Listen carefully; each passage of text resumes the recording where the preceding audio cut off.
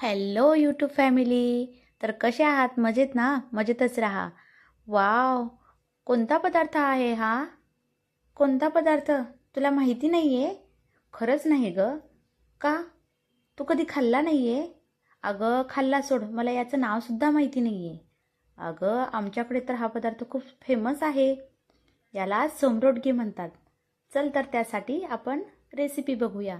इथे मी एक डबा भरून गव्हाचं पीठ घेतलेलं आहे, ओवा आणि चवीप्रमाणे मीठ आहे.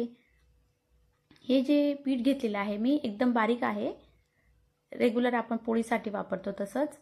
ते पीठ इथं टाकून घ्यायचं आणि त्यामध्ये आपल्याला आता ओवा घालायचा आहे आणि चवीप्रमाणे मीठही घालायचं आहे. मीठ इथे व्यवस्थित टाकायचं आहे कारण त्या समरोटक्यांना मीठ व्यवस्थित लागलं तर ते खायला एकदम टेस्टी लागतात.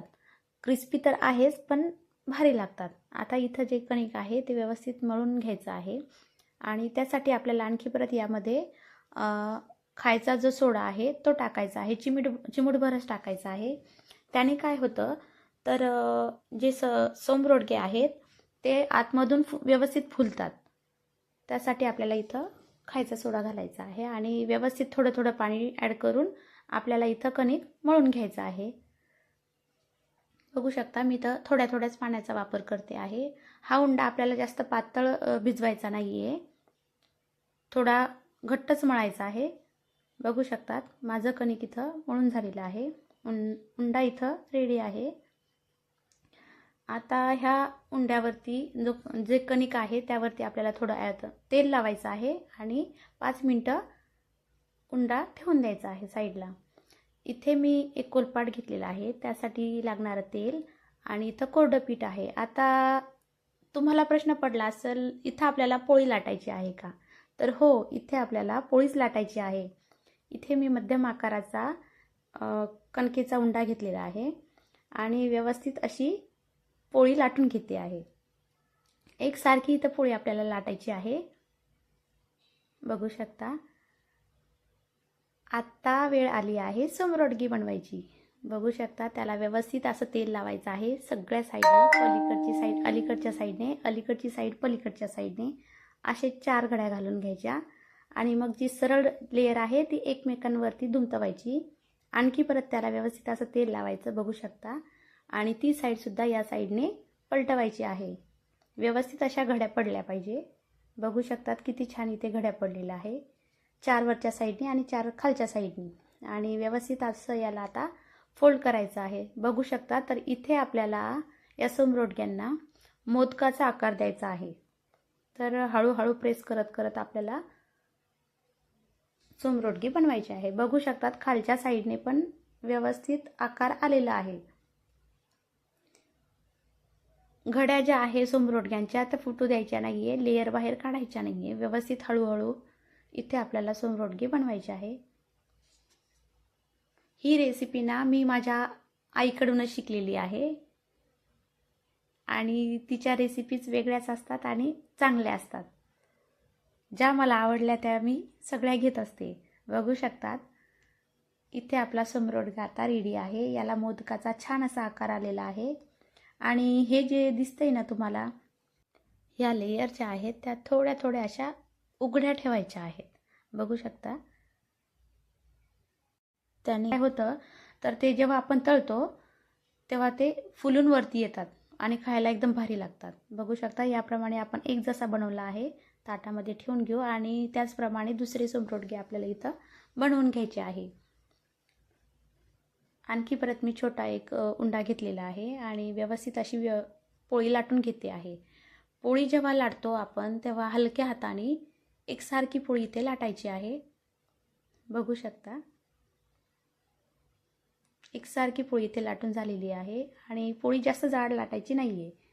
त्याचप्रमाणे पोळी लाटून झाली की पोळीवरती सगळीकडून तेल लावायचं आणि व्यवस्थित घड्या घालून घ्यायच्या.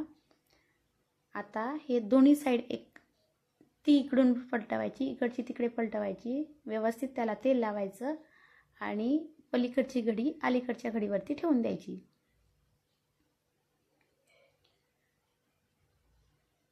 हे समोसे खायला एकदम भारी लागतात. समोसे का बरं म्हणते तर समोशासारखेच लागतात ते, क्रिस्पी एकदम क्रिस्पी लागतात. बघू शकता तिकडची साईड इकडच्या साईडने ठेवायची.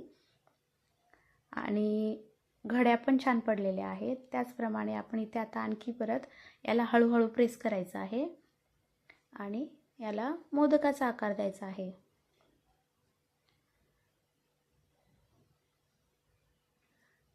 दिसायला जसा पदार्थ हा वेगळा दिसतो ना, तसाच खायलाही एकदम भन्नाट आहे. आमच्याकडे तर हा पदार्थ छोट्यापासून मोठ्यापर्यंत खूप आवडीने खातात. आणि तुम्हीही एकदा नक्की बनवून बघा, ट्राय करा आणि मला कमेंट बॉक्समध्ये कमेंट करा की हे सोमरोडगे कसे आहेत. बघू शकता त्याचप्रमाणे इथे आपला दुसराही सोमरोडगा झालेला आहे आणि असेच याचप्रमाणे सगळे सोमरोडगे आपले इथे बनून झालेले आहे. बघू शकतात किती छान दिसत आहे, दिसायला जसे भारी आहे. वाव. चला तर त्यासाठी आपल्याला तेल घ्यायचं आहे आणि तेलामध्ये यांना छान तळून घ्यायचं आहे. आता तळायचं कसं, रेग्युलर आपलं पुरी वगैरे तळतो, बट्टा तळतो तसं तळायचं इथे नाही आहे.